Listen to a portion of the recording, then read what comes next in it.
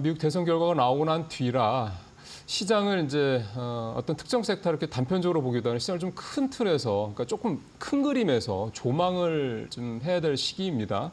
오늘 그런 면에서 마켓 비하인드에 현대차 증권의 노근창 리서치센터장 모셔서 오늘 좀 아주 적절한 타이밍에 센터장한테 좀 다양하게 폭넓은 얘기를 좀 들어볼 수 있는 시간이 될 것 같습니다. 센터장님 어서 오십시오. 네, 안녕하십니까? 네, 일단 금리 얘기는 그래도 좀 넘어가야 될, 하긴 해야 될 것 같아서 뭐 예정대로 저희 뭐 예상했던 대로 어차피 뭐 지금 9월에 빅컷을 했기 때문에 그렇죠. 11월에는 기존에 우리 전체적인 점도표상 25bp 인하를 예상했고요. 뭐 이번에는 좀 무난한 FOMC였는데 사실 끝나고 나서 좀 정치적인 질문을 좀 많이 했죠. 아무래도 그렇죠.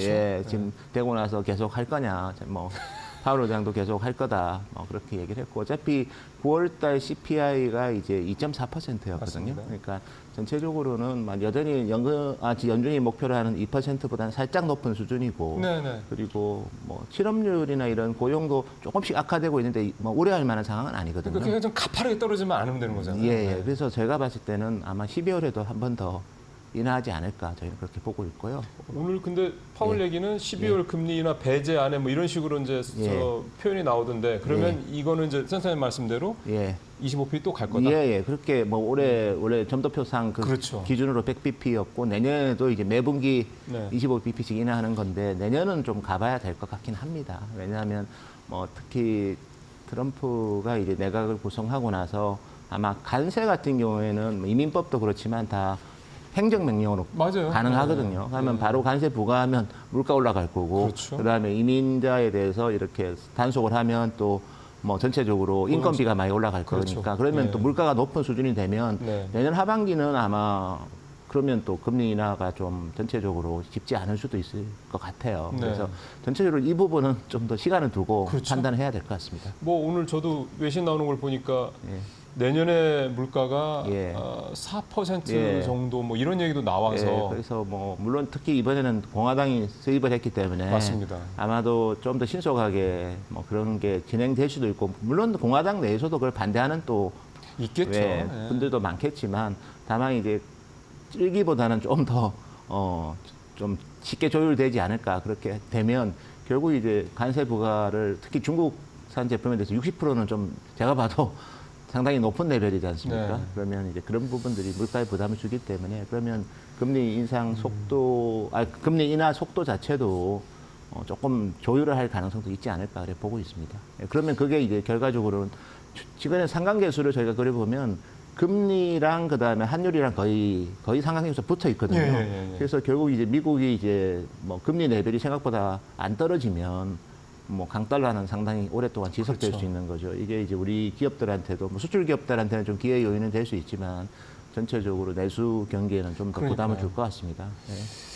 그게 사실은 내년에도 굉장히 좀 고난의 시기가 또 되지 않겠냐, 이런 걱정들이 사실 트럼프 당선 이후에 더 내부적으로 많이 나오는 것 같습니다. 그게 우리 국내 증시에서 현재 나타나는 모습에도 일부 좀 투영이 되어 있는 것 같고요.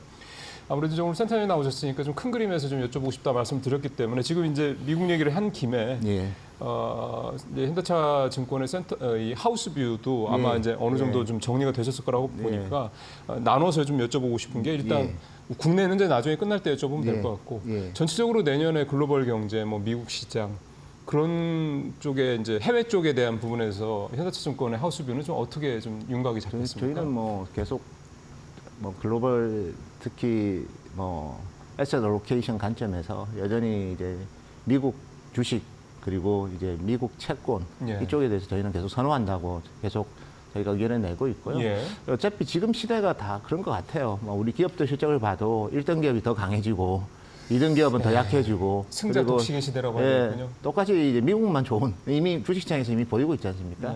미국 시장은 환호를 했는데 한국 코스피는 어제 거의 뭐 플랫이었기 때문에 전체적으로 저희가 봤을 때는 미국이 또 지금 왜 트럼프가 재선됐을까? 결국 이제 미국인들의 이기심이 그렇게 만들었다고 봐야죠. 미국 우선주의를 선택을 한 거랑 마찬가지니까. 그래서 전체적으로 뭐 니어쇼링 이런 거 필요 없다. 멕시코 공장 우리 이제 관세 있는 혜택 없다. 전부 다 온쇼링 해라. 미국에 다 지어라. 거기다가 트럼프 집권 때 없었던 일들이 사실 바이든 행정부에서 있었죠. 네. 대표적인 게 이제 반도체 지원법이랑 IRA, 칩스. IRA 이런 칩스 액트랑 이런 게 있었기 때문에 네. 오히려 지금 뭐 공장들이 많이 미국에 지어지고 있지 않습니까? 그러니까요. 그러니까 트럼프 입장에서는 이제 지금 얘기하는 게 굳이 우리가 보조금 안 줘도 관세 부과하면 알아서 온다는데 이미 공장이 짓고 있기 때문에 그게 더 활성화될 수도 있는 거죠, 결국은. 그래서 저희가 봤을 때는 결국 그게 이제 미국 우선주의이기 때문에 결국 이제 이 부분이 결국 미국만 더 좋아지고 왜냐하면 감세를 하면 기업들 실적이 더 좋아질 거 아닙니까? 그렇죠. 예. 그리고 또 계속해서 재정 확대를 하고 그리고 규제 같은 걸 많이 없애버릴 것 같아요. 뭐 자율주행이든 뭐 인공지능이든 뭐 특히 일론 머스크가 요즘 옆에 있기 때문에 트럼프의 어떻게 보면 가장 큰 조언자가 될 것 같거든요. 그렇죠. 그러면 미국을 덤덤 고도화하고 첨단 국가로 만들면서 미국 시장만 계속 매력을 가져갈 확률이 상당히 높을 것 같고 여기에 안타깝게도 한국 같은 경우에는 삼성전자가 요즘 좀 힘이 많이 빠져 있지 않습니까? 내년에도 과연 외국인 투자 입장에서 대한민국을 의미 있게 살까 저는 그렇게 보지는 않습니다. 여전히 삼성전자 지분율도 뭐 외국인 투자 지분율 높은 상태이기 때문에 결국은 내년에는 일단은 뭐 글로벌 특히 투자자들은 대부분 미국 시장에 계속해서 초점을 맞출 것 같고 특히 금리 인하 속도가 생각보다 완만하게 진행된다면 결국 이제 미국 국채 수익률도 상당히 높은 수준을 유지할 거거든요. 그러니까요. 그래서 아메리카가 특히 내년은 특히 그런 기대감이 많기 때문에 내년은 이제 미국 시장이 계속해서 올해도 되게 좋았지만 한 번 더 좋은 모습을 보이지 않을까 그렇게 보고 있습니다. 보통 이제 올해 이렇게 많이 올랐으니까 내년에 좀 쉬어가겠지 이렇게 생각할 수가 있는데 오히려 트럼프가 당선이 되면서 내년에도 쉬지 않고 계속해서 달릴 가능성이 높다 이렇게 그래서 보시는 저희가 거군요. 이제 기본적으로 이제 AI를 보면서 이제 일부 기업들 대표적으로 저는 이제 뭐 TSMC, 엔비디아, 그다음에 소니 그리고 SK 하이닉스 이런 기업들을 보면 시장 점유율이 계속 높아지고 있습니다.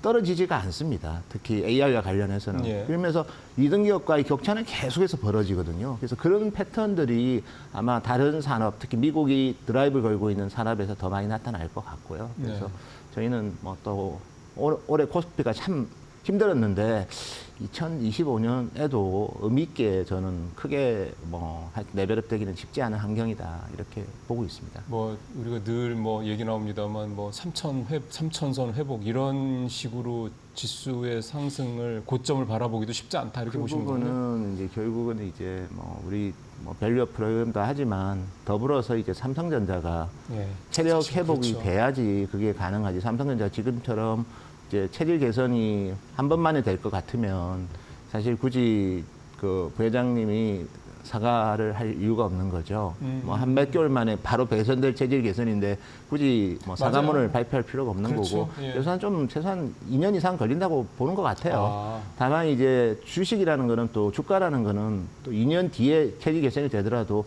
개선되는 게 어느 정도 가정만 좀 공감이 돼도 그렇죠. 선반영될 수는 있기 때문에 그렇죠. 저희는 이제 내년 하반기는 좀 뭐 봐야 되는데 다만 이제 2026년에 또 반도체 사이클이 또 꺾일 수가 있거든요. 그래서 그런 것 때문에 25년에도 삼성전자가 의미 있게 저는 반등하기는 쉽지는 않을 것 같고 그렇게 본다면 코스피도 외국인 투자자 입장에서는 그렇게 매력적인 시장이 아닐 것 같아요.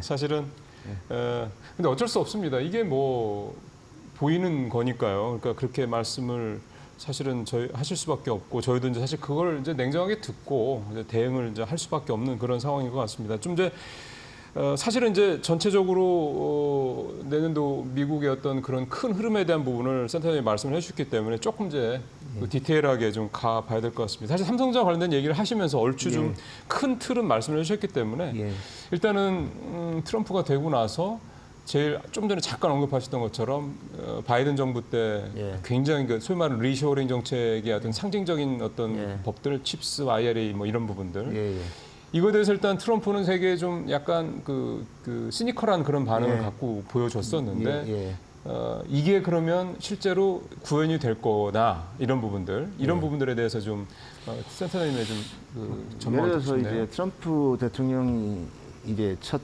재임했을 때는 미국에 공장을 안 갔지 않습니까? 그렇죠. 그러니까 트럼프 입장에서는 아메리카 퍼스트이기 때문에 사실 다른 나라에서 만드는 게 미국 소비자한테는 훨씬 저렴합니다. 미국에서 만들면 비싸지거든요. 인건비도 높고 예, 하니까. 예. 그래서 전체적으로 그랬는데 근데 지난 바이든 행정부에서 이걸 해줬죠. 질러놨기 때문에 예, 예. 그러면 이제 본인 입장에서는 그러면 어차피 공장이 있으니 이제는 뭘 만들 거 아닙니까? 그렇죠. 그러면 굳이 보조금 안 줘도 관세를 높이면 알아서 와서 만들 거고 그다음에 미국 기업, 미국 현지 우리 공장에 대해서도 법인세 감면을 해주면 당연히 그런 혜택이 있을 거니까 없었다면 오히려 그런 얘기를 안 했겠지만 바이든 행정부 때 공장 지으라고 해서 다 공장 지어버렸잖아요. 네. 그럼 여기서 이제 관세 부과를 세게 해버리면 미국에서 더 지어버리면 관세가 해당이 안 되기 때문에 네. 결국 이제 그런 좀 뭐라고 할까요? 영리한 코멘트를 하는데 그래도 제가 봤을 때는 뭐 IRA든 반도체 뭐 칩스 액트, 사이언스든 기본적으로는 이제 바인딩 조약들이 많이 있습니다.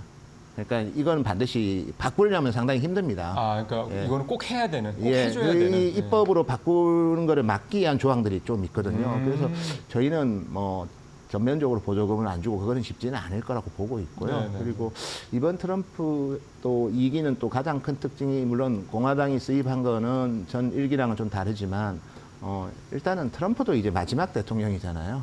그렇죠. 예, 그리고 그래서- 자기도 이제 뭔가 좀 레거시를 만들어야 할 때가 됐죠. 그래서 예. 27년부터는 아마 내임덕이 올 수도 있어요. 아, 그렇게 빨리요? 아니 한 2년 정도 하고 그다음부터 2년은 하긴, 예. 예, 그러면 이는 보조금이나 이런 게 입법하는 과정에서도 이제 그런 거 눈치 보는 분들도 있기 때문에 아. 이미 주기로 한 거를 뭐 그리고 공화당이 또 주로 주장해서 또 한 것들도 그 지역들이 또 많고. 예, 그리고 예. 공화당 스윙 스테이트에 주로 있고 그래서 저희가 봤을 때는 이제 이런 부분들을 뭐 완전히 백지화하는 건 불가능할 거고 약간 레벨 자체를 좀 낮추는 정도.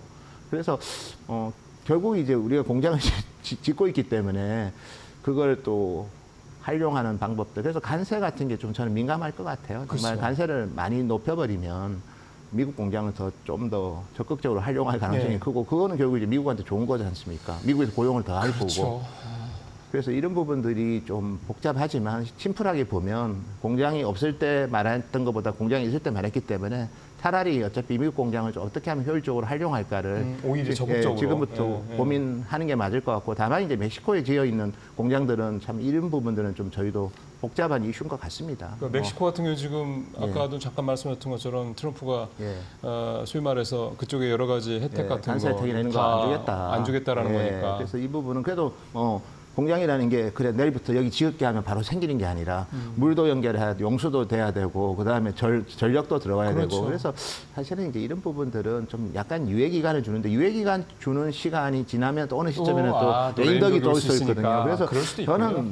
그렇게 대단하게 유별난 일이 일어나지는 않을 것 같아요. 그 부분에 대해서는. 그러면 지금 이거는 반도체만 국한된 그런 어떤 방향이 아니라 전 제조업들 다 해당되는 2차 전지 특히 우리 같은 경우 맞습니다. 예민한 게 2차 전지. 예, 뭐 자동차도 그렇고, 그렇고. 2차 전지도 그렇고, 나머지 또 우리 다른 제조 업종들도 다 해당되는 거거든요. 그러면 지금의 뭐 이를테면 뭐 아시겠지만은 요 며칠 사이에 2차 전지나 뭐 반도체주는 뭐 그렇다 치더라도 2차 예. 전지 같은 경우는 많이 주가가 또 떨어졌단 예. 말이에요. 그럼 이런 부분들에 대한 우려 때문인데 예, 근데 뭐 과하게 좀, 반응한다고. 좀 강하게 반영하고 있다고 봅니다. 예. 그러면 좀 말씀하신 걸 들어보면 이제 미국이 관세를 부과하고 이미 미국에 지어진 공장을 더 적극적으로 활용하고 그러면 예. 투자가 더 이루어질 수밖에 없다는 얘기가 되는 맞습니다. 거고. 예. 그러면 이제 국내에서 남는 게 별로 없네요. 그래서 제가 아메리카 위주로 미국인들의 어떻게 보면 자국 우선주의가 결국 이번 선거 결과를 만든 거기 때문에 네. 결국 이제 그걸 좀 더 확대하는 방향으로 내년에는 펼칠 거예요. 그러면 네. 당연히 주식이라는 게 꼭 그게 진행이 되든 안 되든 간에 그런 가시성만 보여도 그렇죠, 센티멘트가 글로 쏠리거든요. 그래서 그런 부분들이 2025년에는 저는 여전히 미국 우선주의에 맞게 투자 전략을 짜는 게 조금 더 이제 수익률 제고에 도움이 될 것 같습니다.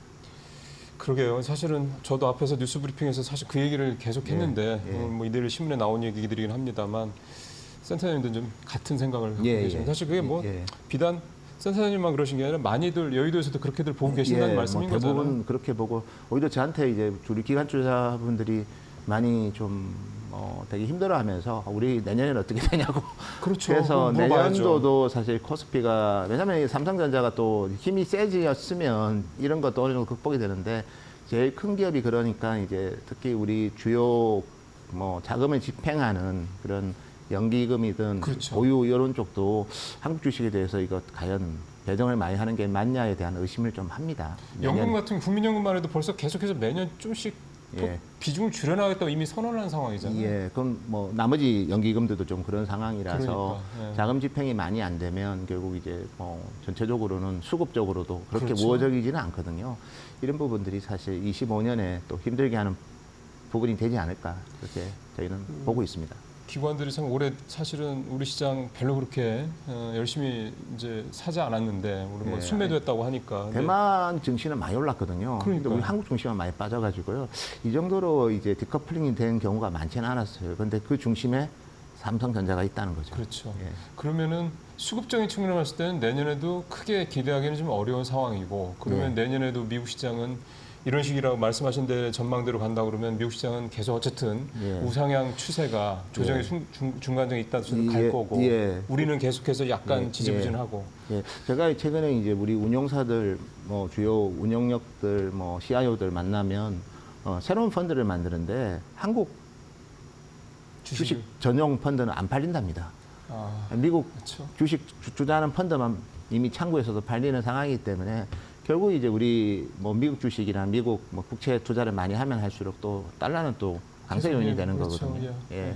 계속 이제 우리가 달러를 사야 되니 자꾸 예. 이제 달러 가치는 올라가고 예, 원화 가치는 예. 떨어질 수밖에 없는. 중국 얘기도 당연히 좀 센터님 예. 오셨으니까 여쭤봐야 될 것 같아요. 예. 그러니까 앞서 잠깐 말씀하셨던 중국 60% 관세를 부과하겠다 이런 얘기를 했고 뭐 상황 봐서는 더 할 수도 있다 이런 얘기를 지금 트럼프가 해놓은 상황인데 예. 여기서 이제 우리가 얻을 수 있는 게 그게 뭐 반도체든 2차 전지든 뭐 친환경 관련 쪽 섹터든 간에 결국 우리가 이제 뭐 조선도 어제 트럼프가 했던 조선도 예. 그렇고 뭔가 우리가 좀 기업들이 반사이익을 얻을 수 있겠냐라는 부분에 대해서 올해 일부 그런 것들이 좀 기대감에 주가가 좀 오르기도 했었는데 예. 이게 이제 트럼프가 이제 본격적으로 집권하고 갈 경우 소위 말하는 트럼프 2.0 시대에 예. 우리가 중국 그 견제에 대한 중국 압박에 대한 반사이익을 우리가 좀 더 많이 볼 수 있을까라는 부분을 어떻게 좀 냉정하게 봐야 될까요? 저는 뭐 실질적으로 또 새로운 제재를 중국 기업들한테 하겠다고 지금도 이미 뭐 네. 나머지 뭐 범용 장비까지도 지금 얘기가 벌써 아직 바이든 행정부 상황에서 나오고 있고요. 네. 두 번째는 이제 트럼프가 되면 좀 더 적극적으로 할 거로 봅니다. 특히 최근에 이제 중국 디램 회사가 좀 상당히 생산 능력을 계속 많이 올라오고 높였거든요. 있죠. CXMT 같은 경우에 뭐 그런 기업 같은 경우는 이제 블랙리스트 등재 가능성이 좀 더 부각이 될 것 같고요. 그래서 그런 부분은 반사이익이 될 수 있는데 다만 이제 우리 전체적으로 봤을 때 이제 중국 시장 자체에 대해서는 또 뭐 중국에도 메모리 회사들이 2개나 있거든요. 그런 기업들이 지금 중국 시장만 대상으로 해서 좀 점유율이 올라가고 있어요. 그러니까 자기네 내수죠. 예, 그래서 이 중국에서만 파는 거는 제재할 방법이 없습니다. 그렇죠. 예, 그래서 이런 부분들이 때문에 뭐 반사 이익보다는 그냥 얘들이 더 커지는 거를 제압해주는. 그러니까 결국 이제 CXMT든 아니면 중국의 이제 로컬 파운드리 회사들이 7개나 있거든요. 네네네. 여기에 대해서 뭐 장비 수출 제재를 범용 제품까지 확대를 해버리면 그들은 결과적으로는 이제 뭐 중국 로컬 장비를 가지고 만약에 생산 시설을 늘리면 그 제품의 좀 품질에 좀 퀄리티는 떨어질 거거든요. 그래서 뭐 결국 이제 그런 부분의 반사 이익이지 이것 때문에 우리가 중국에서 중국향 매출이 늘고 그런 반사이익은 별로 없을 것 같아요. 근데 지금 우려하는 게 지금 그렇게 말씀하신 대로 중국의 로컬 업체들의 그런 어떤 소위 말하는 이제 범용 예. 칩에서의 그런 예. 뭐 경쟁력 그다음에 품질 수준이 계속 올라가다 보니 예. 지금 예를 들어 삼성전자 같은 경우는 사실은 중국의 뭐에서 올리는 매출이 상당히 비중이 높은데 예. 한 40% 정도 됐나요? 제가 정확하게는 모르겠습니다. 기억이 안 납니다만 그러면 이제 또 삼성전자 얘기긴 한데 반도체 얘기를 하다 보니 예. HBM이 지금 뭐 그렇습니다. 이렇게 예. 확 가지 못하는 예. 상태에서 예. 중국에서 이렇게 치고 올라와서 중국 쪽에서의 매출이 범용 반도체 쪽에서도 예. 줄어든다고 그러면 삼성전자는 상당히 힘들죠. HBM도 안 되고 이쪽도 안 되고 이런 상황이 좀 그래서 띄일 것 사실 같네요. 뭐 관세를 부과하면 AI 반도체는 저는 영향이 적을 것 같아요. 왜냐하면 그 빅테크들의 데이터 센터 투자는 실질적으로는 그렇게 뭐 관세 조금 높인다고 해서 투자 안 하고 그러지는 않을 건데, 근데 그렇겠죠. 미국의 소비자 입장에서 스마트폰 가격이 오르면 관세 때문에 그러면 이거는 교체를 좀 주저할 수 있는 거거든요. 그렇죠, 래서 그렇죠. 오히려 범용이 더 이번 관세 정책에 영향이 있는 거고 중국 같은 경우에도 지금 냉정히 봐야 되는 부분이 아마 삼성이 뭐 중국 매출을 정확하게 공개는 그게 실제로 중국 매출이면 중국에서 만들어서 또 다른 나라 중간재로 나가는 경우가 많기 때문에 그러니까 참 정확하게 잘라 말하기 쉽지 않거든요. 그래서 인차이나만 봐야 되고 중국에서 만들어서 중국에서 소비하는 거 이거는 사실 뭐 어떤 제재를 해도 한국 기업들이 크게 반사익 받을 건 없습니다. 일부 프리미엄 제품을 제외하고는 그렇죠. 반면에 이제 인차이나에서 만들어서 밖으로 나가는 해외 뭐 동남아든 네. 다른 동유럽이든 뭐 이런 이머징 시장으로 가는 제품들은 뭐 특히 블랙리스트가 되면 그 제품을 써서 밖에 나가도 제재 대상이거든요. 그렇죠, 그렇죠. 그렇기 때문에 이제 이런 부분의 반사익은 살짝 있는데 그래도 지금 저희가 봤을 때는 중국 로컬 시장에서 저희가 이렇게 제재를 해서 삼성 하이닉스가 중국 로컬 시장에서 다시 메모리 점유율이 올라가고 그거는 쉽지는 않을 것 같습니다. 이게 참 좀 복잡한 이슈긴 한데요. 예, 말씀을 계속 듣지만 저도 예. 이 삼성전자 얘기가 계속 튀어나오고요. 그러다 보는데 이제 별로 이제 어쨌든 지금까지 좋은 말씀, 좋은 어떤 전망을 좀 듣기가 참 어렵네요. 그만큼 이제 여러 가지 이 상황이다 이렇게 좀 우리 그러니까 증권가에서는 보고 있다 이렇게 좀 정리를 해야 될 것 같습니다. 조금 이제 이쪽에서 좀 벗어나와서 예. 내년에 이제 어제 장을 보면 예. 뭐 트럼프의 발언도 있긴 했습니다만 조선주 굉장히 강세를 보였고요. 방사는 계속해서 뭐 어쨌든 예. 좋은 것 같고 예. 그다음에 트럼프가 되다 보니 우크라이나 전쟁이 종료가 되고 그러면 또 우크라이나 재건 관련돼서 뭐 이런 거에 대한 기대감도 그렇죠. 좀 있는 것 건설 같고요. 쪽도, 예. 좀 내년 다른 업종으로 조금 시야를 넓혀보면 어떻게 이제 보고 계세요? 뭐 저희가 봤을 때는 뭐 그런 특정 업종은 확실히 수혜 여부가 보이는데 네. 뭐 방산이든 뭐 일부 재건 관련해서든 뭐 그리고 뭐 조선 업종, 네. LNG, LPG 관련 조선 업종 뭐 이런 쪽은 좀 분명히 확실하게 눈에 띄는데 나머지 업종들은 약간은 좀 서로 상쇄되는 부분들이 좀 있습니다. 그래서 뭐 확실히 부정적인 업종이 그렇게 많지는 않고요. 그렇다고 해서 뭐 수혜를 보는 업종은 그 몇몇 업종을 제외하고는 여전히 저희는 그 중립적이라고 봅니다. 사실은. 그래서 뭐 예를 들면 반도체 같은 경우는 관세 오르면 또 나쁠 것 같지만 또 중국을 또 블랙리스트로 맞아요. 잡으면 그래서, 그건 예. 또 실적 떠나서 심리적으로는 또 파지티브하게 주가에는 오히려 긍정적으로 작용할 수도 있는 거고요. 자동차 같은 경우에도 뭐 관세 부과를 뭐 할 수는 있지만 또 우리나라가 상대적으로 미국 공장이 현대차, 기아가 미리 좀 많이 선제적으로 맞아요. 가 있잖아요. 그러면 잘해놨죠. 다른 자동차 업종 대비 현대차, 기아가 더 좋다. 그러면 또 이건 주가에는 그러니까 저는 실적보다도 주가 관점에서 보면 이거는 우리는 미리 미국에 이미 생산 공장이 많이 있기 때문에 그 관세를 부과하더라도 미국에서 대응이 가능하지 않습니까? 그렇죠. 그렇지 않은 완성차 회사들은 또 힘들겠죠. 중국에 올인한에서 폭스바겐은 되게 힘든 거고 그런 차원에서 저희가 계산해 보면 최소한 뭐 부정적이지도 않고 그렇다고 해서 엄청나게 긍정적이지도 않고 왜냐하면 관세를 부과하면 또 보복 관세하면서 그렇죠. 국제적인 교류가 또 이축이 될 수 있기 때문에 그래서 저는 일부 몇몇 업종 아까 언급드렸던 뭐 방산이든 아니면 조선이든 이런 업종은 분명히 수혜가 뭐 저희가 볼 수 있을 거로 예상이 되지만 나머지 업종들은 뭐 크게 부정적이고 크게 긍정적이지 않는 좀 뉴트럴한 시던스로 저희는 보고 있습니다. 네. 예.